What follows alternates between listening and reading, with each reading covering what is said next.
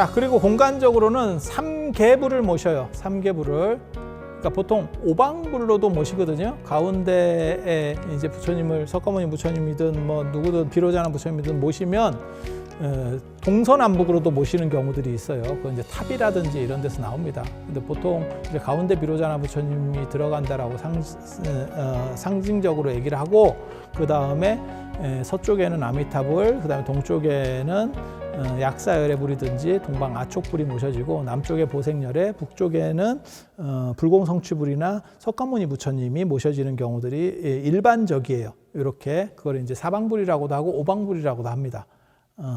중앙을 표현하지 않았을 때는 사방불이라고 하고, 중앙까지 표현했을 때는 오방불이라고 하고, 이렇게 놓는데, 보통 법당이 남쪽으로 되어 있거든요. 남쪽으로. 그리고 좌우로다가 이게 열리게 되죠. 앞뒤로는 안 하잖아. 앞뒤로 불상을 이렇게 모실 수는 없잖아. 이렇게 모시게 되죠. 그러니까 좌우로만 모실 수 있거든요. 좌우가 남쪽을 보고 있으면 내 우측은 서쪽이 되고 좌측은 동쪽이 돼요.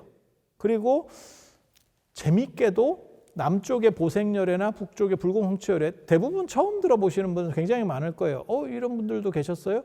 있긴 있었지만 그렇게 인지도가 떨어지는 거야. 근데 좌우에는 누가 있냐면 딱 들어와도 알만한 분이 계시죠.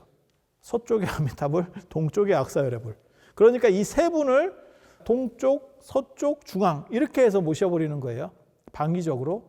그래서 가운데 석가모니 부처님을 사바세계 이 세계의 중심이니까 이 세계의 대표로다가 석가모니 부처님을 모시고, 좌측이 동쪽이니까 동방 약사열애불을 모시고, 그 다음에 서쪽에는 아미타 부처님을 모시고, 이렇게 모시는 걸 삼계불이라고 합니다. 삼계불. 이거는 공간적인 부처님.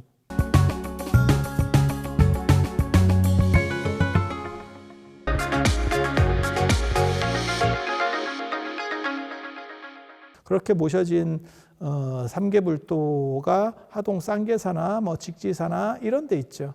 아시다시피 석가모니 부처님은 이렇게 항마촉진을 하고 있는 거고, 항마촉진, 그 다음에 동방 약사열애 같은 경우는 약기인이라 그래서 약합을 들고 있는 거고, 이것도 오른손에 들 때도 있고 왼손에 들 때도 있어요. 보통은 왼손에 들고 오른손을 이렇게 올리거나 이러고 있는데, 이쪽에 아미타 부처님이 들어가면 아미타 부처님이 하품 중생인을 하기 때문에 이렇게 하거든요.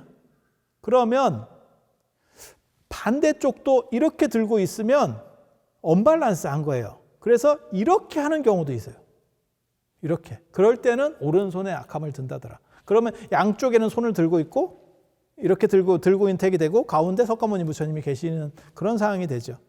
오른손을 다 들고 있는 경우도 있고 어떤 경우는 왼손을 들고 있는 경우도 있다더라. 약사열애만 그래요.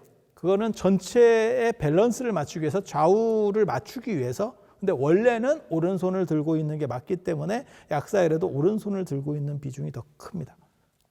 이런 부처님을 이제 삼계불이라고 하는 거고, 요걸 세 분을 세트로 모시게 되면, 세 분을 풀 세트로 모시게 되면 그런 데를 이제 대웅보전이라고 하고,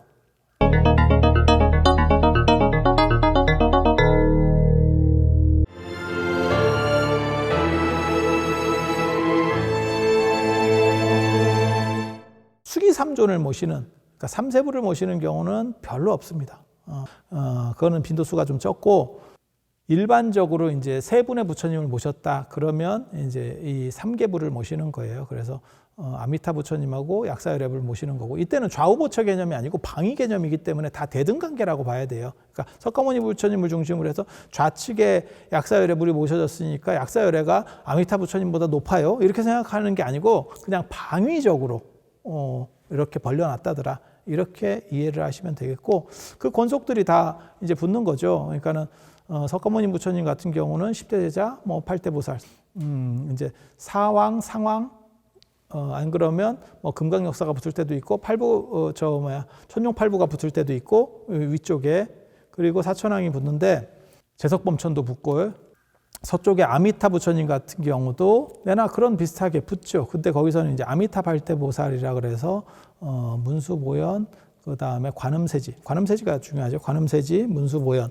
석가모니 부처님에서는 문수보현이 중요한 거고, 그래서 아미타 부처님 같은 경우는 관음세지, 문수보현, 그 다음에 허공장, 제장애, 그 다음에 미륵지장 이렇게 이제 팀이 만들어지는 거고, 그리고 거기도 십자대자가 있고, 그거는 석가모니 부처님 십자대자를 빌려주는 겁니다.